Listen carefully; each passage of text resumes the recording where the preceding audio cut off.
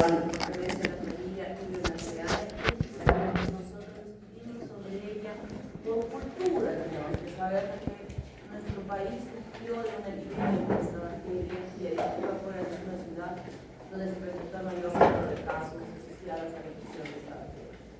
Y dentro de esta especie, género, perdón, está el serogrupo 0O1 y el no O1, pero ahora ya se considera serogrupo O139, ya no se denomina no O1. Los biotipos del clásico y el no, que estuvimos nosotros en el clásico, los serotipos sonaban nada más por clima y en el transcurso del tiempo, pues la epidemia, empezamos por nada y concluimos por clima nunca fue identificado en ese tiempo. Las características de la bacteria es pasivo transmutativo, no efecto parece una coma y tiene un flagelo único en un extremo de la bacteria muy potente. Si los flagelos aún desarrollan podríamos decir que la potencia comparativamente podríamos decir que tiene 10 caballos y tiene 100 caballos. Y eso permitía que el flagelo pudiera movilizarse con tal potencia que nos permitía en las muestras de ese fresco visualizar cómo la bacteria se desplazaba raudamente como una nube por el campo. Y en ese desplazamiento de la bacteria en el campo podíamos ver detrás de ella como cuando vemos un barquito en el mar y cómo deja la huella de su pasaje violento. Esta característica por el flagelo nos ayudó a nosotros a hacer un screening ya en el examen de ese fresco para poder separar las muestras en las cuales hubiera Escherichia cólera y las muestras que no estuvieran en ella. Es anaerobio facultativo y es fermentadora. Entonces, luego que veíamos el examen de ese fresco que era agua, en realidad es una de las características de las heces, como vamos a ver más adelante, ya nos hacían pensar que la bacteria indicada en esa infección era Vibrio cólera. Hacíamos el cultivo con un agar diferencial y selectivo, que es el TSBS, y los sulfatos, citratos, sales lineares y sacarosa, cuidando mucho el pH. El pH que tenía que mantenerse en porque la variación en el pH, ya sea a más alcalino o a ser ácido, era letal para la bacteria. Y en este medio podíamos observar lo que estaban observando en la semana en su práctica, las colonias de color amarillo sobre un fondo verde que tiene el agar e incluso el mismo agar se pigmenta de color amarillo. Colonias amarillentas, brillantes, convexas, muy típicas y características de esta bacteria. Y también sembrábamos en el agar Macocker, muy importante porque de este agar Macocker es que teníamos que hacer la diferenciación. ¿Cuáles son los factores de virulencia? En primer lugar, algo muy importante es el pílico regulado por la toxina TCP, que permite a la bacteria adherirse firmemente a la superficie del epitelio. No es una bacteria invasiva.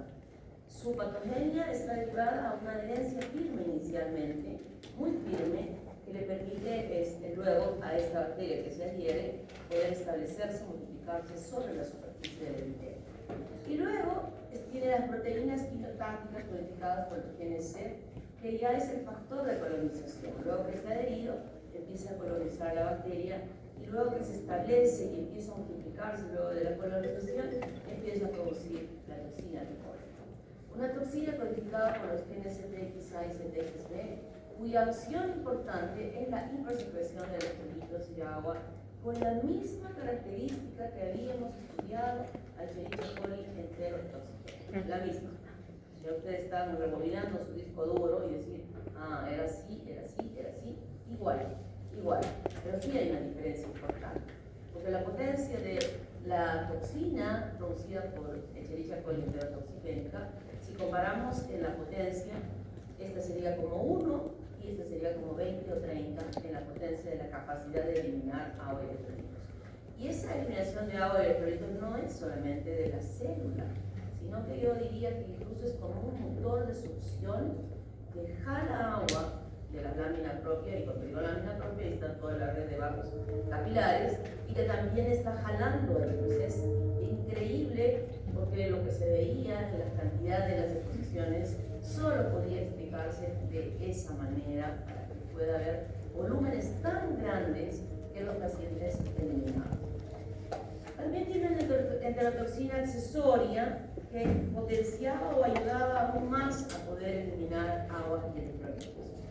Luego tenía otra toxina, tiene otra toxina, que es la toxina de la célula oclusiva, codificada por Jansson, y nos remontamos al estudio del conocimiento que tenemos de la histología, donde sabemos que hay una zona oclusiva de proteínas que unen a las células lateralmente, ¿verdad? Estas eran separadas, que se veían como poros, no solo a través de la célula, sino a través de estos canales que se fracturaban entre las células, es que se eliminaba el agua hacia la luz del intestino. Y la neuraminidasa aumenta los sitios de unión del gangliósido GM1 para la toxina. Es decir, fíjense qué importante esto para que la toxina actúe necesariamente, tiene que haber que pueda acoplarse a estos receptores y luego penetrar entre las células. No es lo mismo que haya un gangliósido para que penetre una unidad de la molécula de la toxina, de la proteína de la toxina, a que haya en la superficie de una sola célula varios gangliósidos. Y en cada uno de ellos se va a adherir la toxina. Por eso es que esa característica también ayuda a que mayor toxina pueda actuar dentro del citoplasma de la célula, estimulando a la mayor cantidad de enzimas para que puedan actuar. Entonces, esta es la acción que había dicho, similar a la que habíamos estudiado en el Escherichia coli enterotoxina. Su unidad A y B es la forma de esta proteína, con estos 5 polímeros de la unidad B, y en este caso hay dos unidades A1 y A2. Se unen al gangliósido GM1. Ingresan las dos, pero A2 no sirve para nada, no tiene ninguna importancia. Pero A1 sí. Y A1 actúa sobre la proteína G. Ya sabemos qué hacía la proteína G en ese citoplasma, ¿verdad? ¿Qué hacía? ¿Así?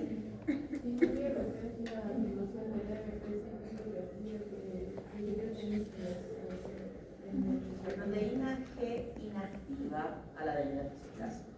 Pero cuando ingresa esta toxina, ¿qué hace con la proteína G? La inactiva.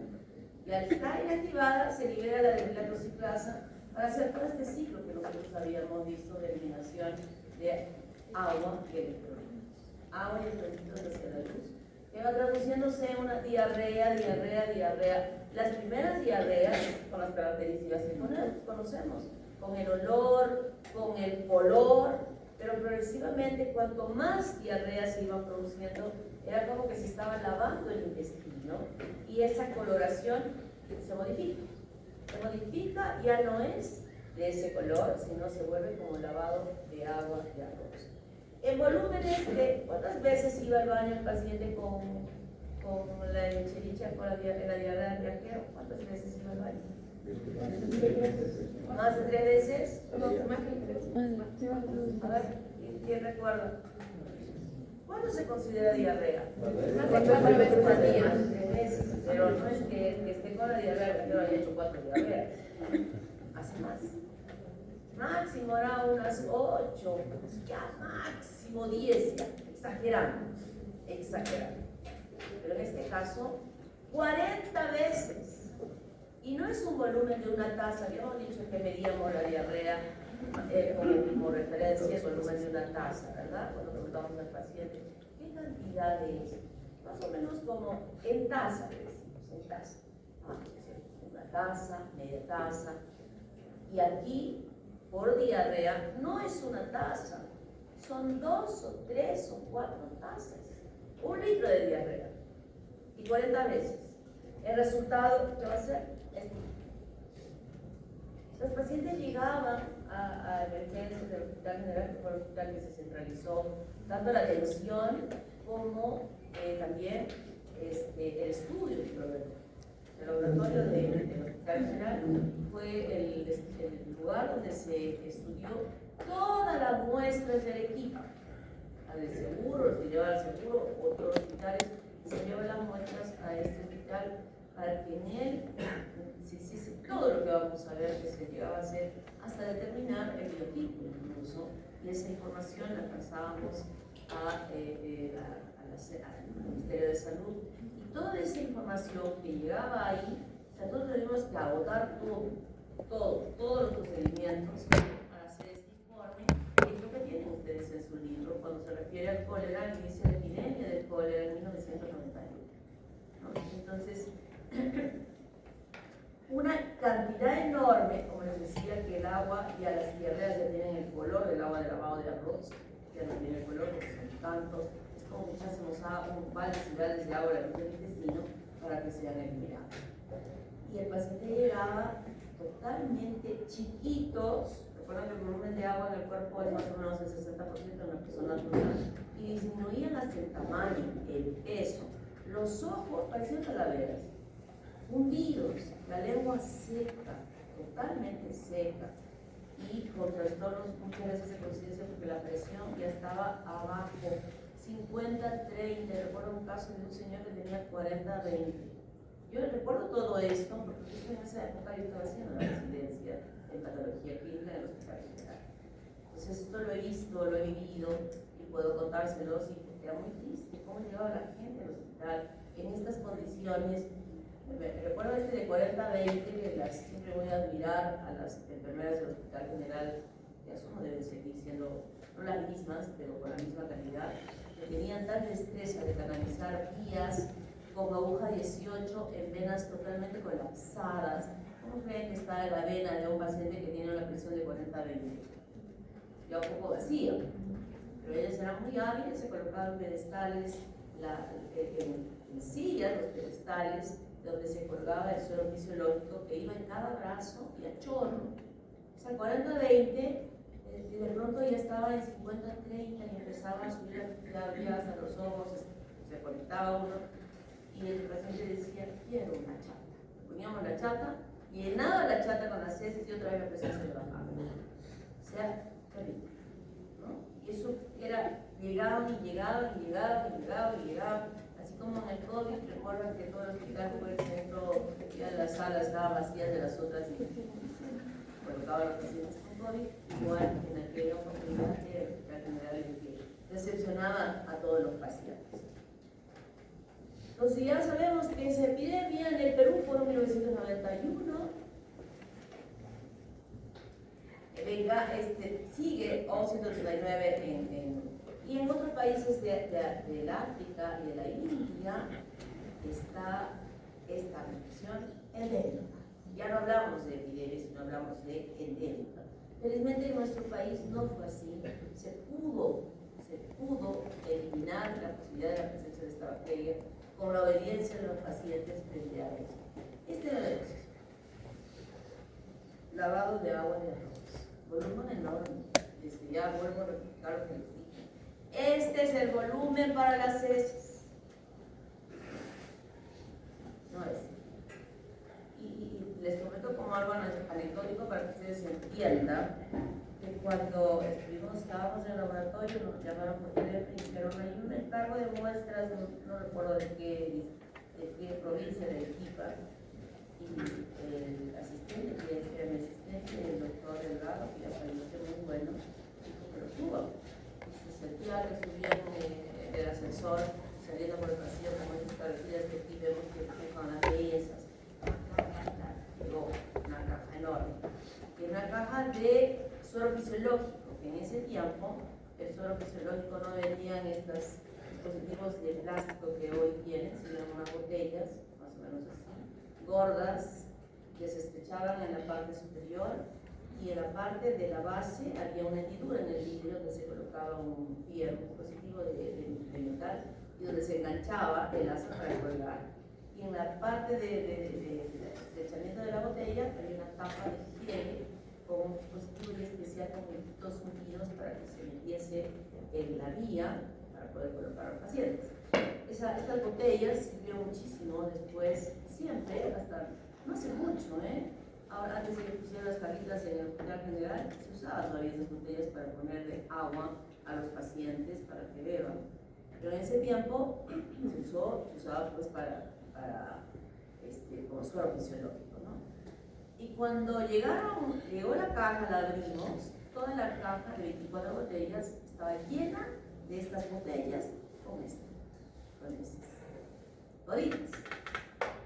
Todavía pensamos, y este doctor era muy mal hablado, hablaba lisuras y empezó a descubrir cómo era posible que haya mandado tanta muestra, y pensamos que cada frasco correspondía a un paciente, o perdón, a varios pacientes. Y cuando dimos la orden, todos los 24 frascos eran de un solo paciente. Ya se imaginan cómo después el doctor, porque en ese tiempo la Católica estaba más o menos en su tercer año de medicina. O sea, no pudo haber sido el médico de esa provincia proveniente de la Católica, que es NEM, ¿no? Digo ahora, no de todo laboratorio, por favor, solo es esto. Así sea la muestra de diarrea o la muestra de unas heces pastosas, así.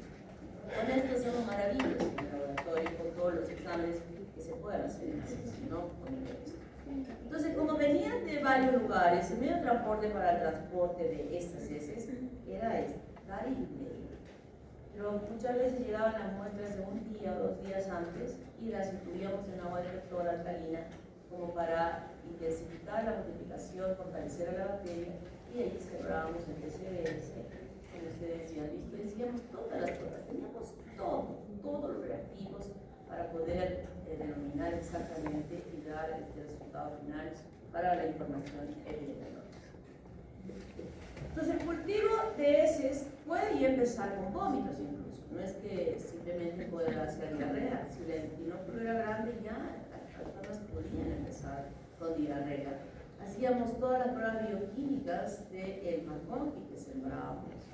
Era oxidasa positiva, hacíamos la prueba de la hebra, la prueba de la movilidad, la serología, con todos los reactivos que teníamos. O sea, el hospital en general en ese tiempo fue abastecido de todos los recursos, que obviamente se quedaron después, pero fue buenísimo por ese lado para poder hacer. Y en la prevención, precaución, consumo de alimentos en la vía pública, y esto fue importante porque todas las referencias de la gente en Lima y también acá decían, ¿cómo sería alimentado? Comiendo ceviche, todo era comer ceviche.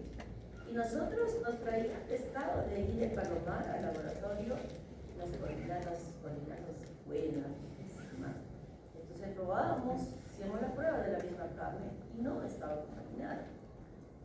Hacíamos ceviche con limón y en diferentes diluciones, hasta las más bajas, y no crecía la bacteria.